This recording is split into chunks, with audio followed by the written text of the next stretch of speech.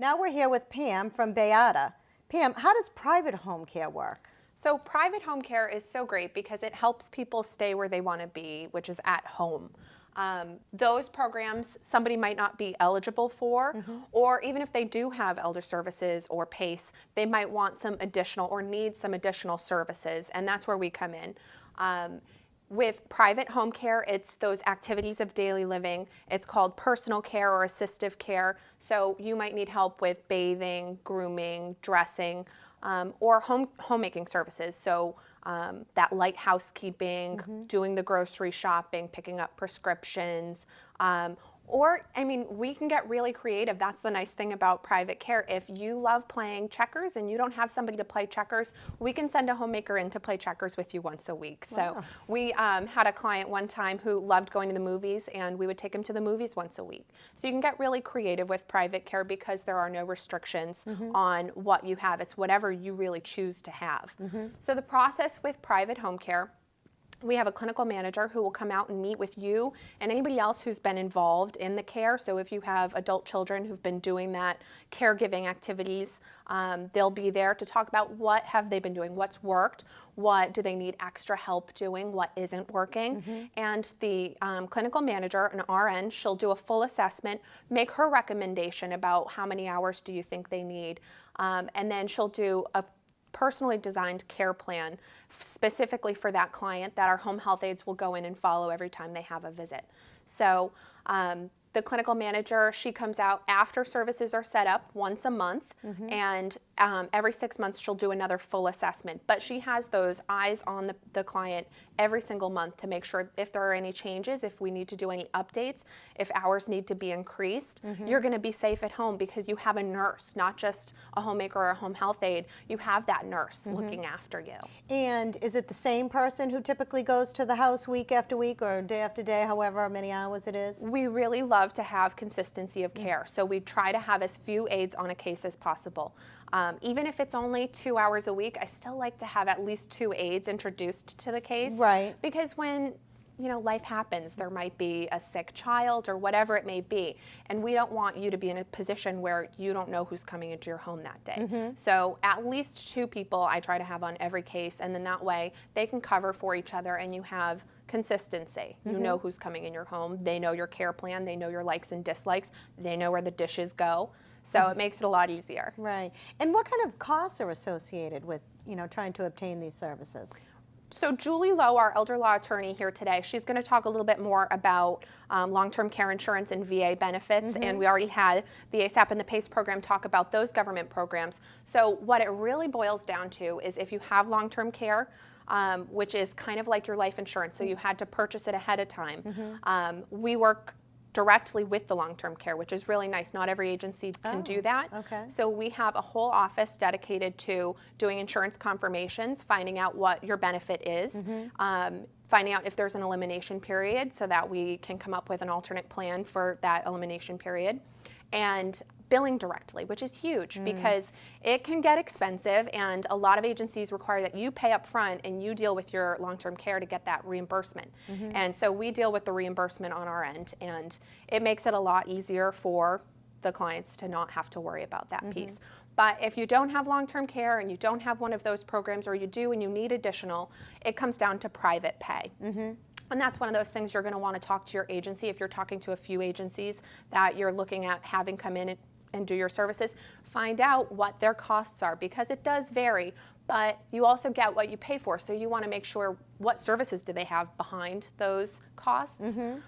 Beata breaks it down. We really try to make the most cost-effective plan possible. So we have different rates for homemaking, which is no hands-on, versus home health aid, which is those hands-on. If you need help with your shower, if you need help with your grooming, then it's going to be a little bit of a higher rate. And we also break it down by hours. So if you're having 1 hour of service, it's going to be a higher rate than if you have an 8-hour shift of services. So we can really make it affordable.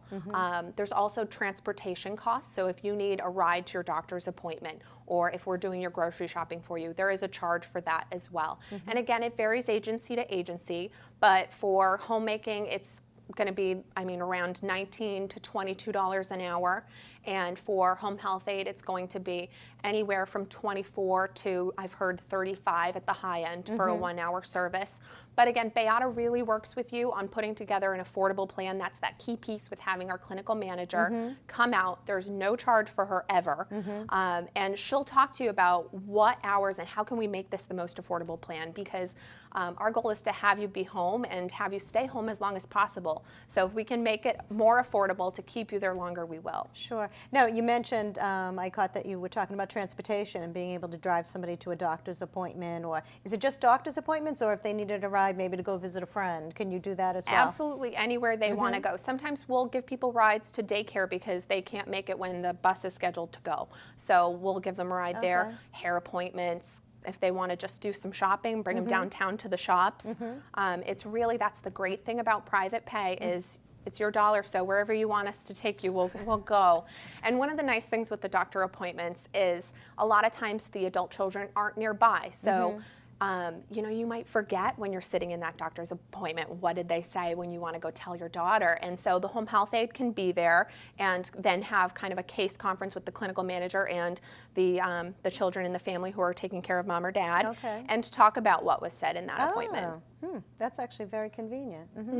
And so unlike, I know a lot of probably seniors take advantage of the ride, where they have to call up and make an appointment in advance and maybe share the ride with somebody else. This would be just for themselves, the ride to and from.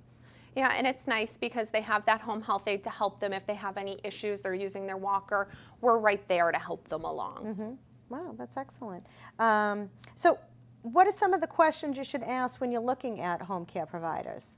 So if you're interviewing providers and you're trying to find who's going to be the best provider and who's going to, don't just go with what's most affordable, because like I said, you really do get what you pay for, and so you want to make sure you're getting all the services that you're really entitled to. So I always say cost is going to be a factor, but also look at, are they accredited? People always know that their facilities, you know, those skilled nursing facilities and rehabs, they're accredited. They're under usually JACO, but home care, it's not a requirement, it's a choice, and it's a hard choice because it's a really high standard. You're held to really high standards if you're accredited. So Bayada is CHAP accredited. It's the Community Health Accreditation Program, and it's specifically geared for community health, so those home care agencies. And they come in, they do an audit. We have high standards, so we audit ourselves once a quarter. We have our nursing department come down and do that, but it's a mirror of what CHAP does. So accreditation is huge. The other thing is clinical oversight. Do they have a nurse? A lot of smaller agencies don't have a nurse who's overseeing that care. So you want to know, do they have a nurse? How often is that nurse coming? Do they charge for that nurse to come? We go out there every single month, no charge, and that's kind of unheard of. So check that. You also want to know, what are their hiring standards? So do they hire anybody right out of getting their certificate, or do they have 1 year of experience required like Bayada does? Are they doing background checks? How many references do they check? Do they test them? Do they test skills? What's their orientation process? Those are things you're going to want to know because they're going to help you gauge what kind of quality employer you're getting. Sure, and as we were talking earlier with some of the other guests, it's, you know, elders are often reluctant to let a stranger come into their home, so that must give them some level of insurance too, that, you know, people have been checked out, they have had background checks, and they're not going to walk off with the family jewels or something like that. Yeah, that's great. So why should someone choose an agency over hiring a home health aide directly? So the biggest reason, it's security. Like you just said, they're not going to walk out with the family jewels. We're insured. So if you hire someone under the table, again, it's going to save you a few dollars, but it could cost you so much in the long run. So it's not just protecting your valuables, it's protecting that employee because you're their employer. And if they were to get injured at work, who's responsible? You could face a huge lawsuit.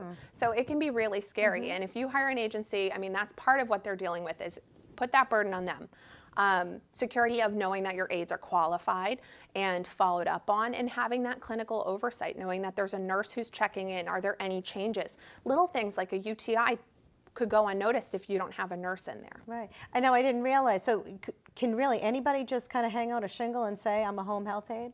In Massachusetts, unfortunately, they can. It's very limited on Wow. what the restrictions are. Huh, that's kind of scary. It is. Wow, that's great. Excellent. Is there anything else about Bayada that you'd like the viewers to know? Not really about Bayada, but home care in general. My biggest thing is I understand how hard it is to accept somebody into your home. And what we always tell people is the hardest step is the first step. Right. But once you meet that aid, you're going to bond and you're going to look so forward to having them in your home. It's going to be your treat for the week. So just be open to the process. Bayada has, no contract, no minimum. You can try us for a day and say, you know what, I don't like it, but you're gonna love it. It's just being open to the experience, and it's something that you need to do to take care of yourself.